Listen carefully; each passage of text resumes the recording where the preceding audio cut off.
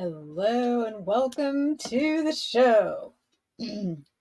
My name is Dr. Joy Cry, and I'm just here to talk about alternatives to our political system. The way that we listen, don't take it from me.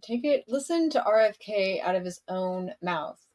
I know there's a lot of spam and a lot of spinning going around of contradicting and saying the exact opposite of what he's saying. I'm going to present to you why he is so amazing and let's get into it and why his family is making the videos against him. You'll see why. And let's just jump in, especially for those of you who do not support more war. He's your guy. Prior to him considering running for office, he did something great, and this is on the food side of things, and I'm really into healthy eating. This is partly why I'm very excited about this candidacy. And so healthy eating includes getting the glyphosate out of food. So let's just hear it from him right now. And here we go.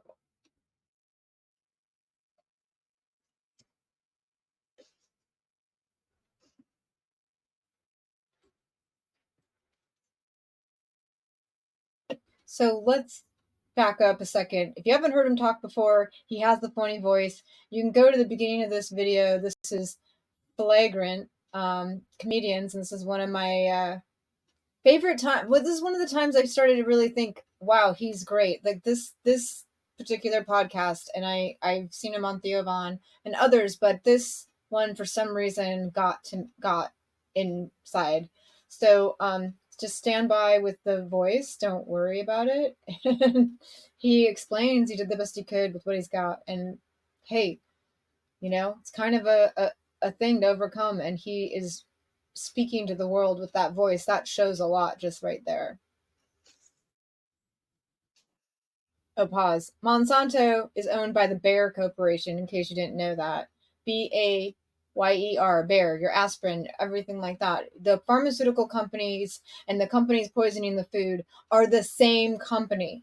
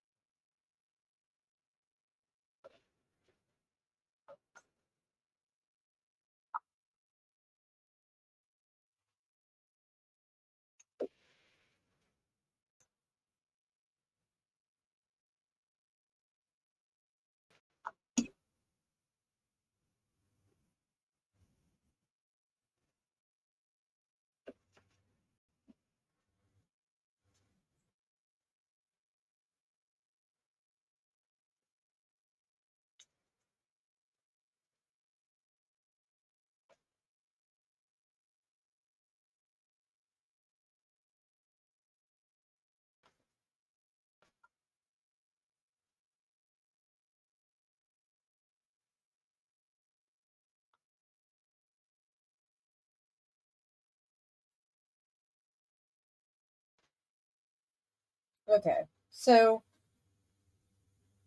that's just on Monsanto, and that's before he's running for office. And doing something like that is not what any of our current or past presidents have ever done in their lives. And if there's a shred of hope that Monsanto can stop doing this, that's all I care about. Now, are there ideas in place for what how he can do it in the presidency? I don't know. I don't know if a president can do all this, but what if we get enough people on board about what is going on with Monsanto and we break up the farms? We break up the big farms into small farms. Could we do a Green New Deal that's actually a Green New Deal?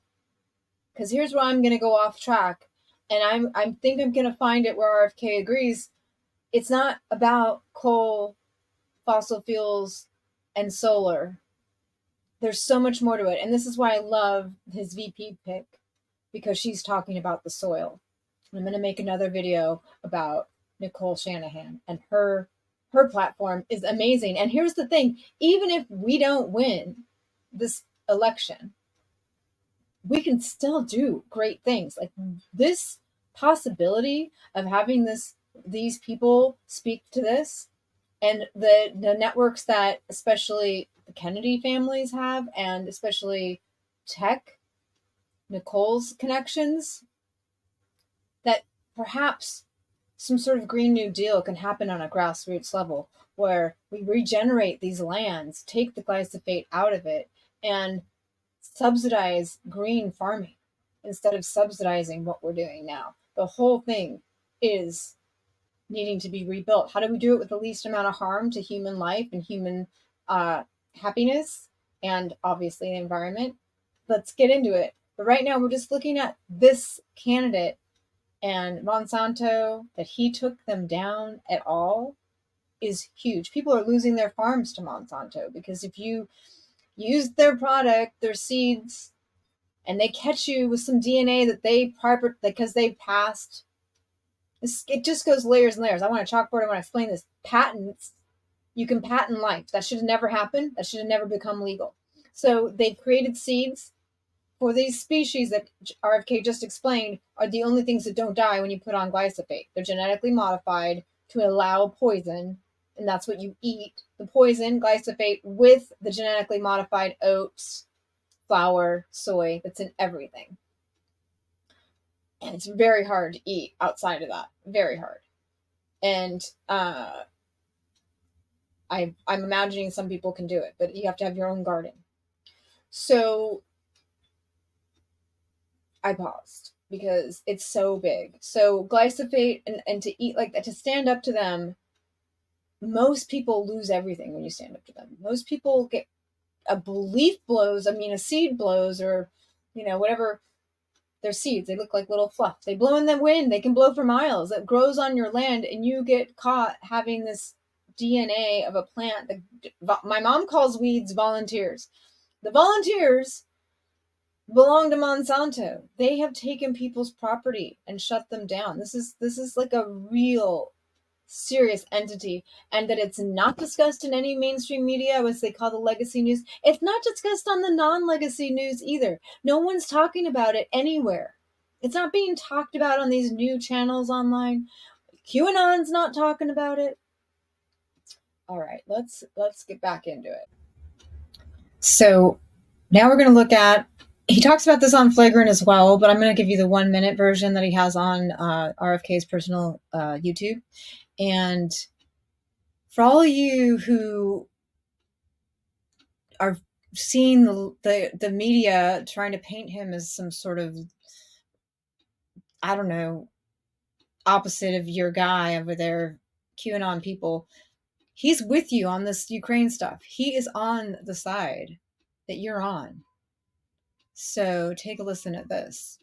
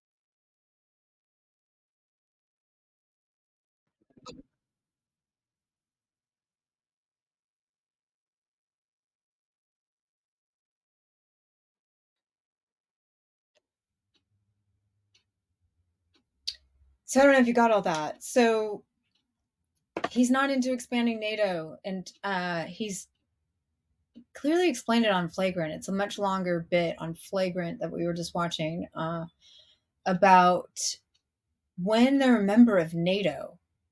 Like, it's a contract where you have only so many manufacturers that you can purchase weapons from. So it changes from a free capitalistic market idea where you can shop around to here are the 5 companies you're allowed to purchase from, which makes the game rigged and obviously motivates war. So if you're on that side that went down a QAnon rabbit hole, RFK is your guy. This is not like blue democratic. The Democrats are against him. This is not a radical left. This is your guy. I'm talking to the QAnons. I'm talking to the ones who have been promised over and over and over again that your guy is going to do this or that, and it constantly fails. How many friends I have that say, I'm going to stop believing after this time. If it doesn't happen this time, whatever it is, 2 weeks of darkness, or I don't know, whatever it is, we got an eclipse coming up. Let's see what happens. RFK's your guy. I don't understand how he's getting spin, but I do understand that the military industrial complex might be involved in giving him a smear campaign because they don't want him to stop them. So let's continue on, shall we?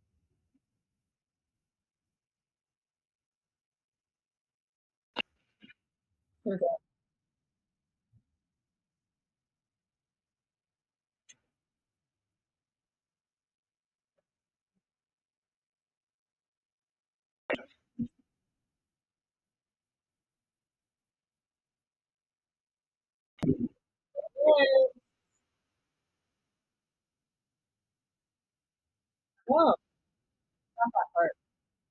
Oh, right. Okay.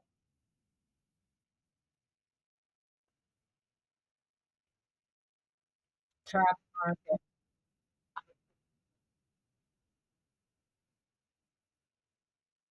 All right, no Starbucks out here.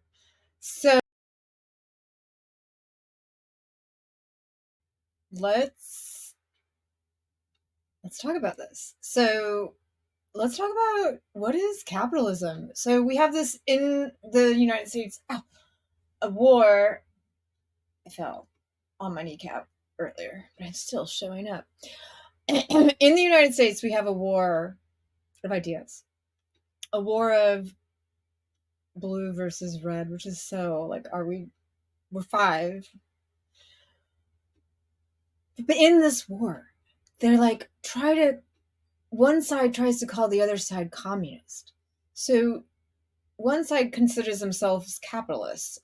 What I want to hear from these capitalists is how do monopolies work in capitalism? Because when we set this country up, we ideally set it up to avoid monopolies. Also, did you know when we set this country up, we had an income cap that at a certain point of income, which depending on the year and the worth of money, if you made over that amount, all of that was taxed. All of that went back to the greater good. Don't think of it as a taxing in the system the way our system is now, that just is corrupt and the money doesn't get to go very far. But back in the time of our originating of the country, they used a lot of money to do a lot of things, and all good things. That was taken out in the 40s. That cap, income cap, was removed, and let's not even get into the Federal Reserve right now. Okay, let's leave that. But how does this work with capitalism? I'm just breaking this down because if BlackRock owns all the military manufacturers, if one company owns all of these companies, where is the capitalism? There is no capitalism. I am not saying we should be any other system. I'm just saying we are not capitalists. And so when these two sides of our country are fighting over, you know, radical left and a free market, the free market isn't free if there's monopolies. So can we just have a basic like understanding of what capitalism is before we start arguing amongst ourselves of who and who isn't capitalism? Let's add to this fact, what is socialism? Do you want to pay to get on every single road that is shared by multiple people? That's socialism. Sure, there's toll roads, and that's some form of a monopoly. So that's not capitalism. The freeways that you pay for, that's not a non-profit. Those proceeds aren't going back into the beautifying or fixing the area that those freeways completely destroyed. Are they going in and like soundproofing it? Are they doing anything for the animals? That's a whole nother thing. So can we get someone involved here that is sees more clearly than either side that's gone through red or blue and through their corporately controlled pathways? I have hope though. There's like this new hope that maybe these maybe they won't win, and the fear that it's going to give the more radical side the win. Um yeah, it's a real fear. But if we keep just having to choose between the lesser of two evils, what did Biden do? He let the pipeline go through. He let the Arctic get opened up. What has he done? Everybody's saying he's done this great stuff. What did he do?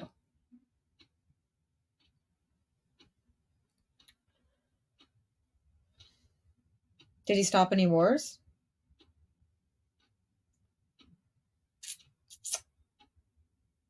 I don't know. Maybe the other side's worse. I don't know. All I know is the middle is what I like. The middle. This is the middle. This isn't radical. RFK is not radical. Standing up to Monsanto is not radical. That's sane. That's sanity. Understanding the industrial military complex is sanity, not radicalism. He's on your side. No matter what side you're on, he's on your side. That's what I'm trying to show here. I'm trying my best. It's a newbie. I'm trying to show you you've got this guy. He's got you. He cares about you.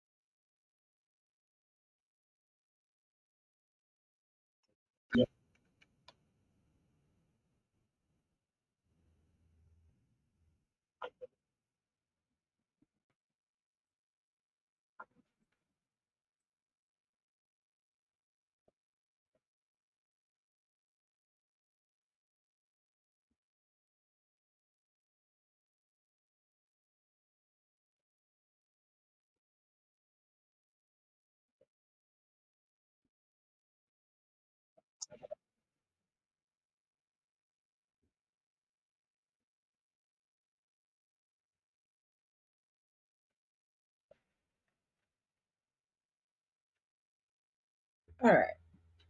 So that's that's what I'm talking about. So there's a company you mentioned earlier, BlackRock. They are they going to break it up? Is that what we're going to do? We're going to break up like was it United Oil? And as they say, make this country great again. Well, there's a lot of problems. I'm not saying it was great before, but can we just focus on the difference between capitalism and monopolies, socialism, and stop using the word communism? Why do we need the word? Everybody gets so upset. What's the difference between socialism and communism? A dictator? I don't know. I don't know. Socialism is your schools. You want to cancel public schools? I'm down for that. I've always been down for that. I want to revamp them, make people learn to grow food. Like, why do we have to truck our food in? I go on and on and on about all these things. I'd like to break it down and have charts and some chalkboards because it's just a lot of information at once. But RFK is your guy. So let's take a listen again.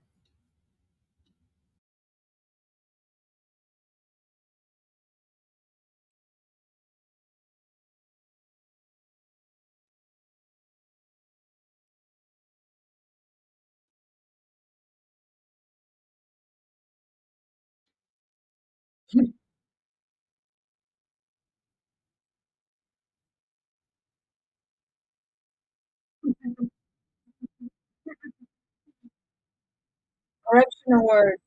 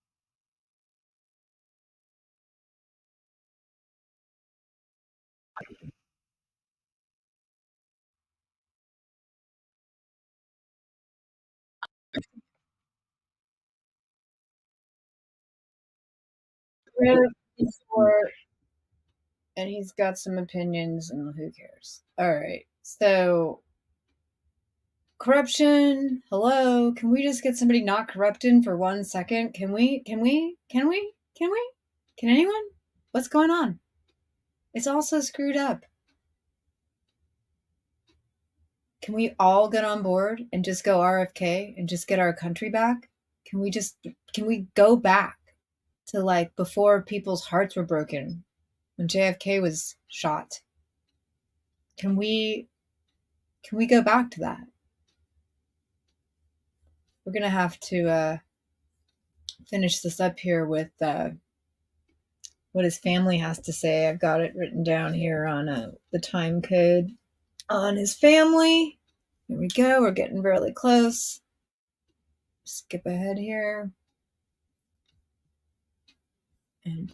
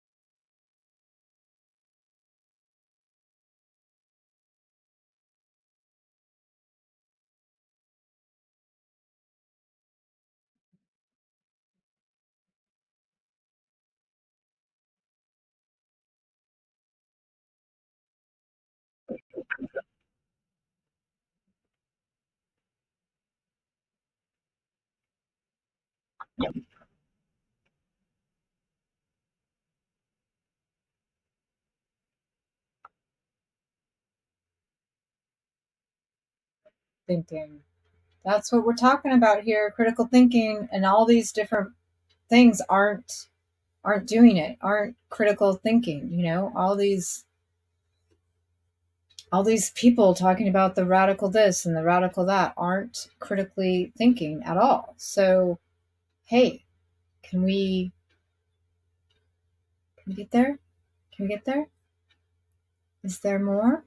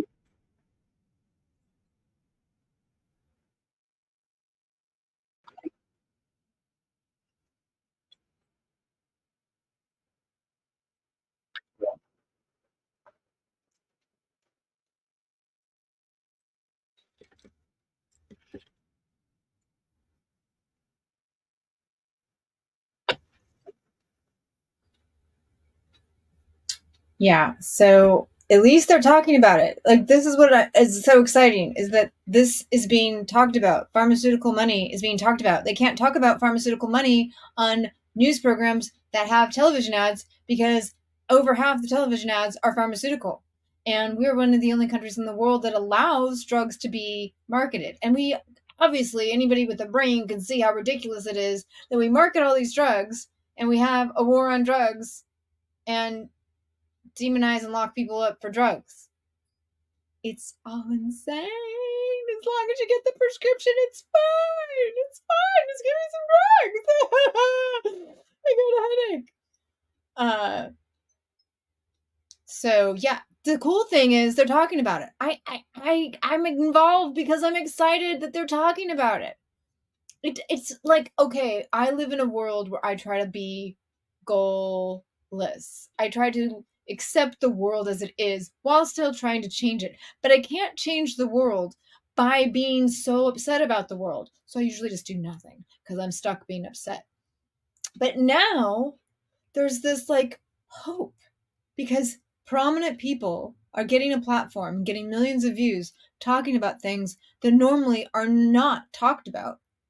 And I if you think you're down some rabbit hole and you say these words to people, do your research, you're not getting real information. Because are you thinking about this stuff? Do your research. How can you do your research if the things we're talking about aren't being talked about? Where are you going to research it? We're going to do another video that breaks down videos on how to know when you're being brainwashed. If your video starts with, we don't want to tell you what to think, we want you to think for yourself, we're just going to lay it out in a video with music and pictures. And we're not brainwashing you at all. We're just helping you do research. No, it's not how it works. Or is it?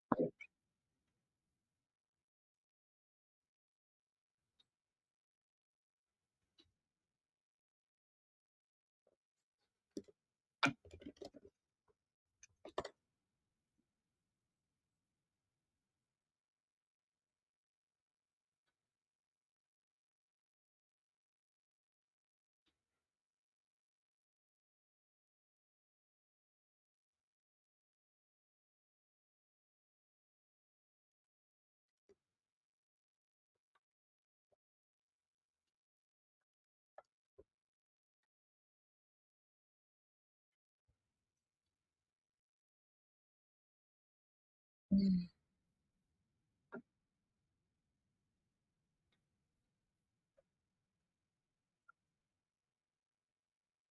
that's good.